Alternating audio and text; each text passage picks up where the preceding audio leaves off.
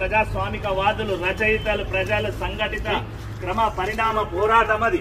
హైదరాబాద్ సంస్థానంలో ప్రస్తుతం తెలంగాణతో పాటు మరాఠ్వాడా, మహారాష్ట్ర, బీదర్, కర్ణాటక ప్రాంతాలు ఉండేవి.